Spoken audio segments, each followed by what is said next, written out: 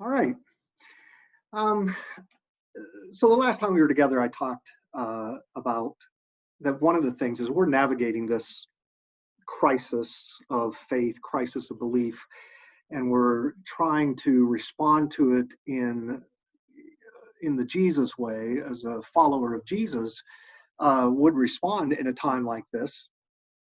Talked about several different things, and the last time I talked about, that we need to change our understanding of death. That we can't approach death. I mean, death is kind of rampant right now, right? We are hearing about all the people that are passing away as a result of COVID-19, um, and even in the midst of that, normal life keeps going on with death and dying, and it's hard.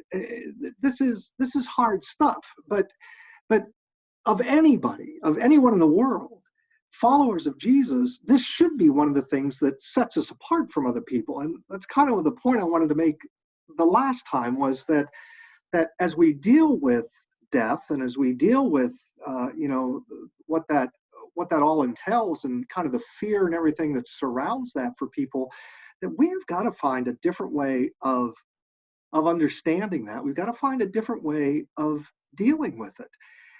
And I kind of felt afterwards, though, as I thought about, that whole, me telling you that, was that don't you love people to come along and say, you got to be different, you got to live differently, you can't respond in the same way that the world responds, and then we really don't tell you how to go about doing that. You're kind of left on your own. It's like, go do it.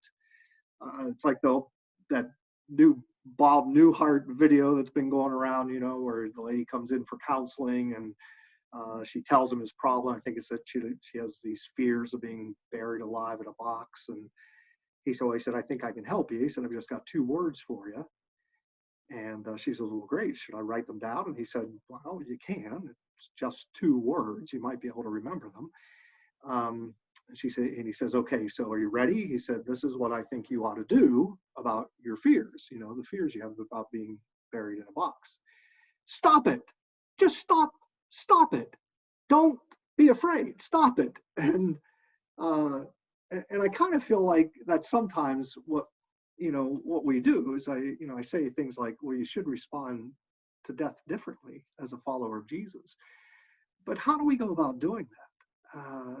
I mean, we are mired in this world that is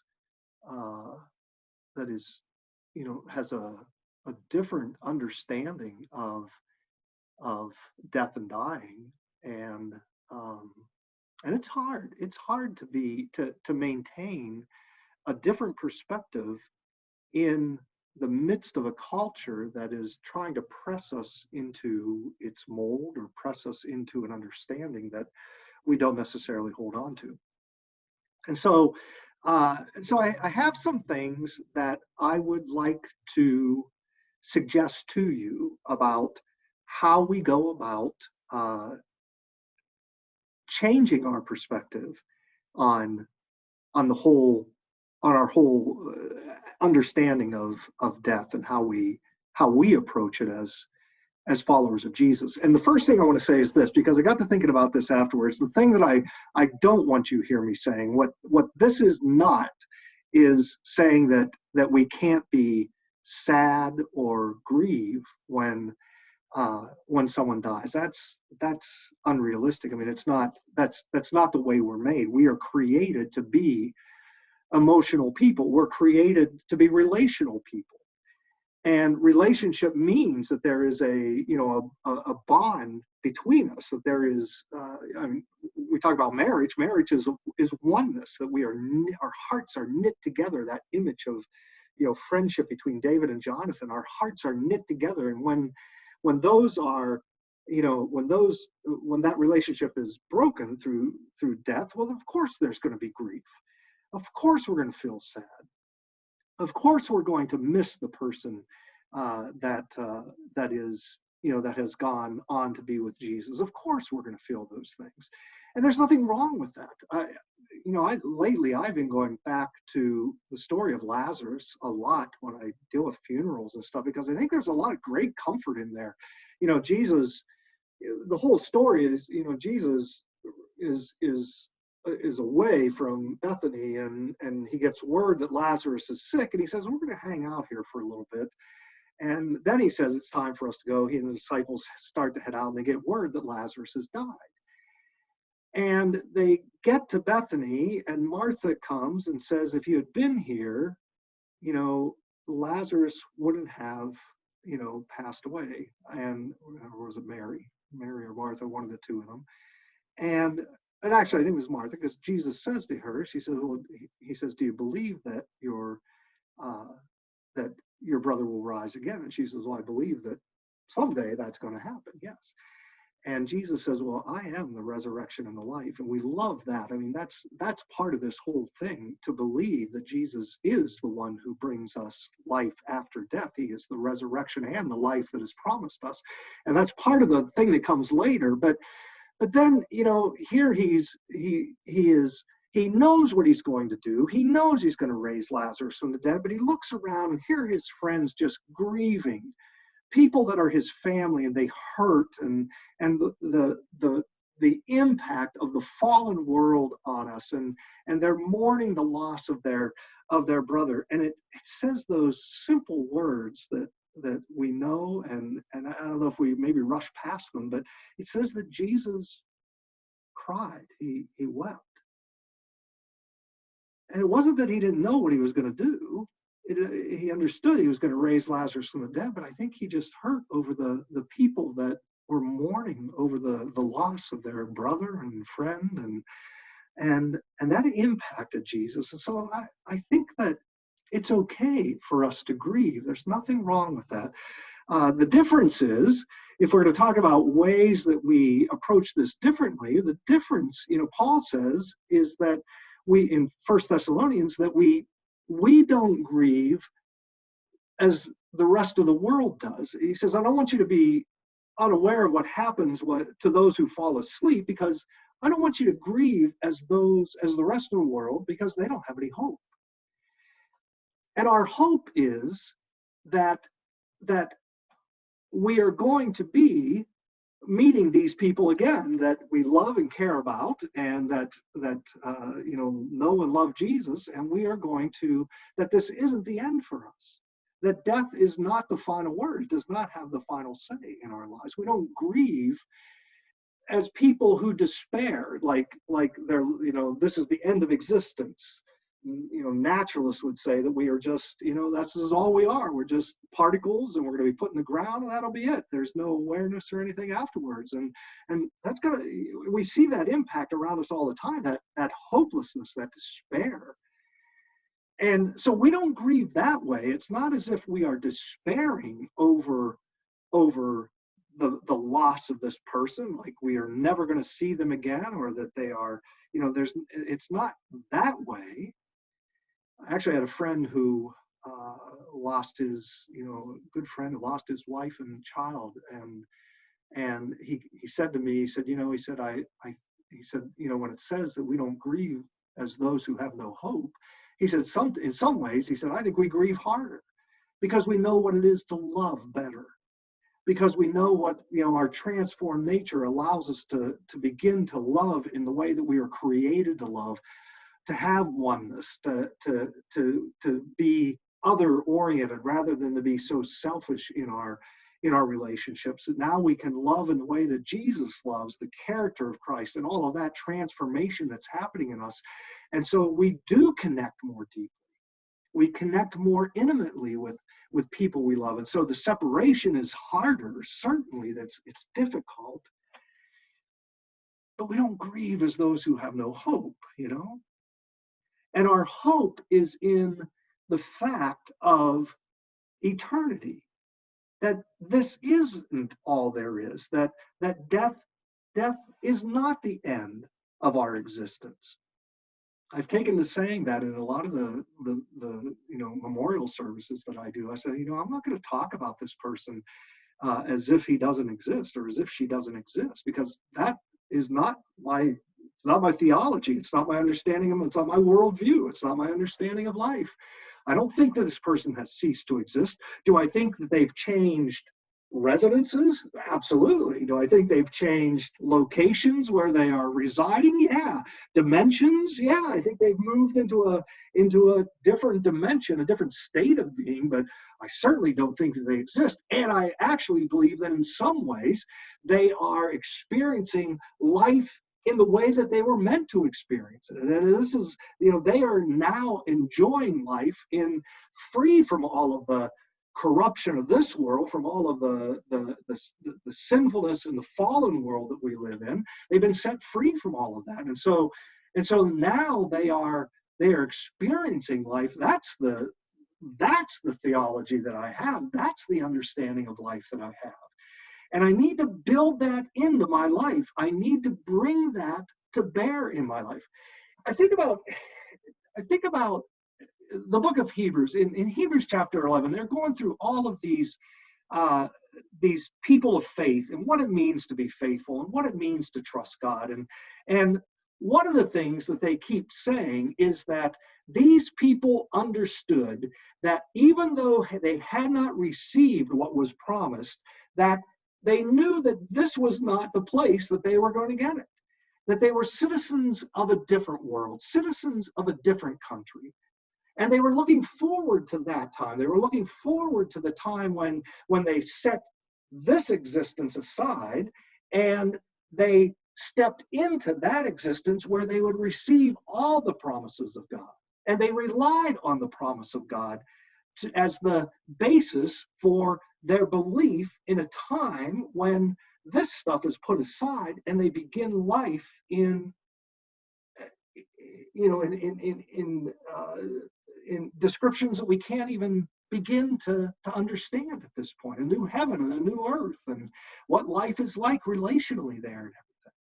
And in Hebrews 11, there's this story about Abraham and Isaac in there. Just hit this quickly, that Isaac, Isaac is given to Abraham as the child of promise. This is who he's going to have his line through. And then God comes along and says, I want you to sacrifice Isaac. But what Hebrews says is, Abraham reasoned this way. You gave me Isaac. You promised that that my lineage was we were going to become a great nation through Isaac. So I reason that since your promise is true, that if you take Isaac's life, that you must be able to raise him from the dead because you've made the promise and it's through him. And so Abraham was willing to sacrifice Isaac on the basis of the promise of God. And he thought it out. He considered it. I think we need to do more of that. We need to think this out. We need to keep this fresh in our minds, that this is not what I am created for. This is not the life that I am destined to live. That this is, Francis Chan did a thing that described this. He brought this long rope out on stage and he marked off the very end of it in red. And he said, this is basically how much of our life is lived here on earth. And all of the rope wrapped around the stage, that's eternity out there. And he said, the problem is so much of us are focused on this small part of our lives when that really is who we are out there. And so we gotta chew through this idea of eternity. We've gotta keep it on our plates. We gotta think, reason through the promise of God and the fact that we are guaranteed life eternal that starts now, certainly, but that extends through this portal that we call death, this doorway that we call death. But that only takes us into what it is that we are actually created for. It's the promise of God that we're relying on. The trouble is we have, is that in this world, in this culture, there's so much fear that surrounds that. And that is really where we get hung up on this idea of death, is that we are faced with the fear of what ifs, right? The what if this is all there is? What if this isn't true? What if all these things that I've staked my flag in, I mean, all of them all my life, what if it isn't true? In Hebrews chapter 2, I came across this after we were talking about this, and it says that since the children have flesh and blood, he too shared in their humanity, so that by his death he might break the power of him who holds the power of death, that is the devil, and free those who all their lives were held in slavery by their fear of death. So what the writer of Hebrews is saying is that it is by the death and resurrection of Jesus that our fear of death is broken. All right? And, it's interesting. We're coming up to Easter here. It's going to be a different Easter than we've ever had. No, if you're with me in prayer this morning, no big Easter blowout worship services. No, we're not going to gather with the bigger family. There's no buying new clothes.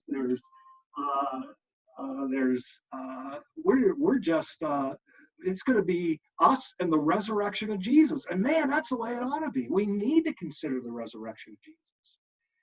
And we need to think about the impact that has on my life.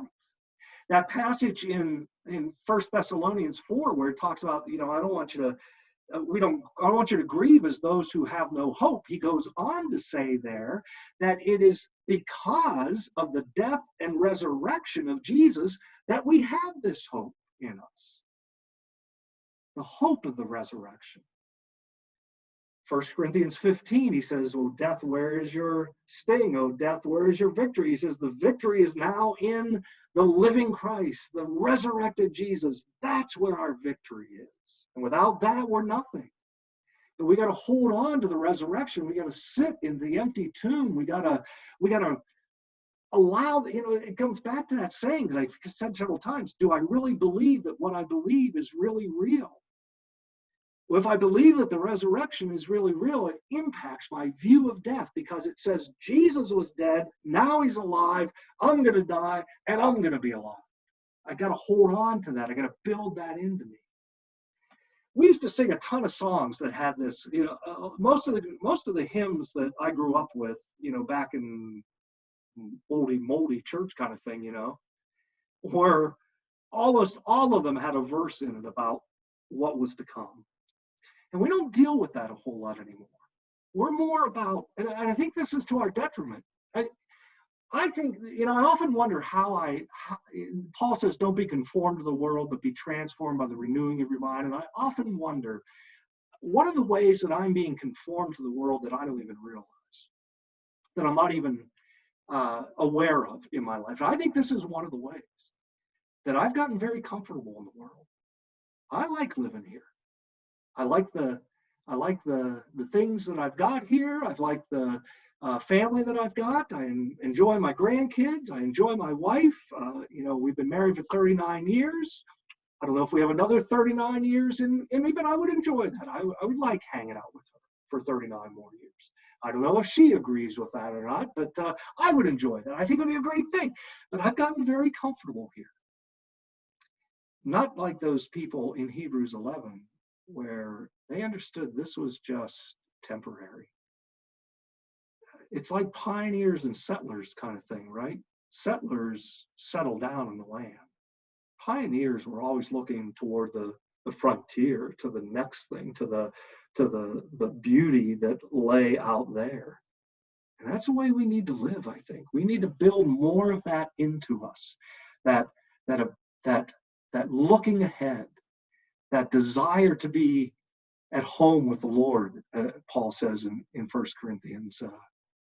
Because when we do that, in 1 Corinthians 4, that's in 1 Corinthians 5, in 1 Corinthians 4, he says, therefore we don't lose heart, because we know that these momentary light afflictions are achieving for us a glory that is far surpasses anything that is here. That's the way we need to approach this, is that. And I think another thing, and there's probably a ton of things that I'm missing here, but I think another thing that we need, and I said this early on in this, is that if we're going to face this kind of thing, we need to do this together. There is no just me in this. This is us together. We need each other's encouragement in this. I need to speak truth over people when they start to fear this kind of thing. We need to have that kind of, I need someone in my life who says, Jim, remember, this is not all there is. Remember that you're made for something better. You're made for something more. C.S. Lewis caught this at the end of the Narnia Tales. If you've read the books, there's just a great picture there of the children realizing that that there actually was a train wreck and that they actually had died, and now they are in Narnia, and in the land that they were created for. And the way Lewis closes that, he says they finally realized that everything that preceded this was just a small footnote in the introduction of their book.